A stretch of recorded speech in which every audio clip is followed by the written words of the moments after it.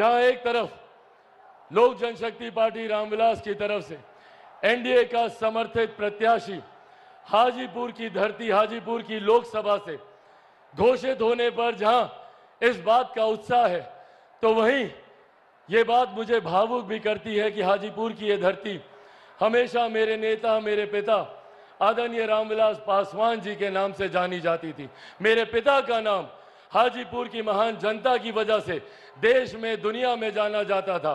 आज जब वो हमारे बीच नहीं है, यकीनन ये पल मुझे भावुक करता है, पर आज मेरा हिम्मत आप बढ़ाते हैं और मेरे लिए मेरे प्रधानमंत्री जी का यहाँ आना, इससे पहले मेरे पिता, मेरे नेता आदरणीय रामविलास पासवान जी के लिए भी प्रधानमंत्री यहाँ पर आए थे और आज जब वो यहाँ पर आए हैं, उन्होंने एक पिता की कमी को मेरे अभिभावक के रूप में पूरा करने का उन्होंने काम किया।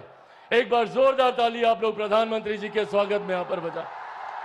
साथियों, मेरे लिए आज हाजीपुर की धरती किसी पवित्र संगम से कम नहीं है। आज यहाँ पर 3 ऐसी मजबूत शक्तियां मौजूद हैं जिन्होंने मेरे पिता के जाने के बाद मेरे कठिन समय में मुझे संभालने का काम किया, मेरा संरक्षण करने का काम किया। भले वो मेरी माता रीना पासवान जी हो, मेरे प्रधानमंत्री आदरणीय नरेंद्र मोदी जी हो और आप सब हाजीपुर की महान जनता, आप लोगों की वजह से ही आज चिराग पासवान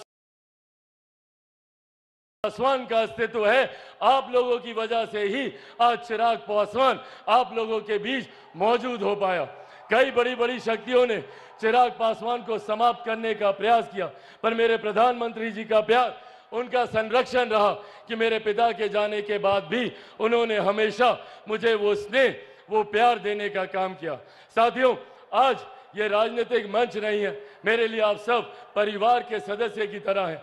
ज्यादा राजनीतिक चर्चा ना करते हुए मैं बस ये आग्रह करने आया हूं कि हम सबको इस बात का ध्यान रखने की जरूरत है कि कौन सही मायनों में हमारे लिए कार्य कर रहा है, कौन दिन रात मेहनत कर कर हम लोग को मुख्य धारा के साथ जोड़ने का काम कर रहा है। एक तरफ हमारे प्रधानमंत्री आदरणीय नरेंद्र मोदी जी हैं। आज जब यहाँ पर इतनी भारी संख्या में महिलाएं मौजूद हैं, पहली बार देश में एक ऐसे प्रधानमंत्री आए जिन्होंने आपके सम्मान की चिंता करते हुए शौचालय का निर्माण करने का कार्य कराया, आपके लिए उज्ज्वला योजना देने का काम करवाया।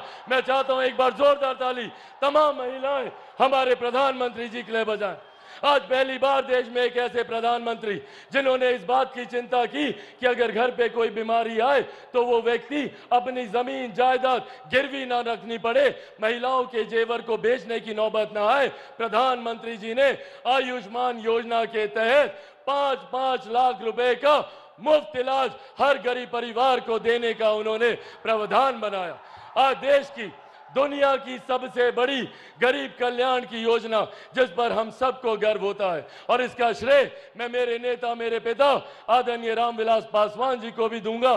प्रधानमंत्री जी जानते हैं, उस वक्त उनका खुद का स्वास्थ्य खराब था, पर प्रधानमंत्री जी की सोच को धरातल पर उतारने के लिए प्रधानमंत्री गरीब जन कल्याण अन्न योजना के तहत आज भी देश में 81 करोड़ लोगों को मुफ्त में राशन दिया जा रहा है। ये सोच हमारे प्रधानमंत्री आदरणीय नरेंद्र मोदी जी की है। जहां हमारी सरकार ने सरहद से सीमाओं को सुरक्षित रखा, अंतरिक्ष के माध्यम से विकास के कार्यों को गति दी, जहां किसान सम्मान निधि के माध्यम से हर गरीब, हर मजदूर की चिंता करने का प्रधानमंत्री जी ने कार्य किया, तो वहीं आज भी कुछ विपक्षी दल के नेता हैं जो आप लोगों के बीच, हम लोगों के बीच घूम घूम कर भ्रम फैलाने का कार्य कर रहे हैं। कौन है ये लोग? ये वही लोग हैं जो 90 के दशक में लाठी में तेल पिलाने का काम करते थे। ये वही लोग हैं जो आप लोगों की नौकरी के बदले में जमीन लिखवाने का काम करते थे, और अब तो इन्होंने विधिवत तरीके से इस योजना को अंजाम देने का प्रावधान बनाना शुरू कर दिया है। इनहेरिटेंस टैक्स के माध्यम से अब विरासत पर टैक्स लगाने की सोच कांग्रेस और राजद के नेता करने जा रहे हैं। आप लोगों की जितनी जमीन है, चाची, आप लोगों का जितना गहना जेवर होगा ना, कांग्रेस और राजद का लोग आएगा उसका 55% अपने खजाने में ले लेगा।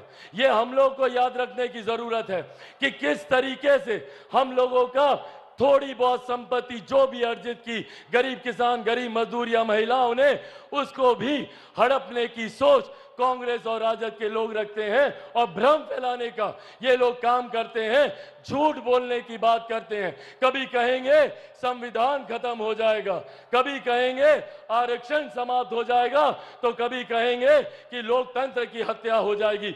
ये लोग लोकतंत्र की बात करेंगे जिन्होंने सन 75 में आपातकाल लगाकर सही मायनों में लोकतंत्र की हत्या करने का काम किया।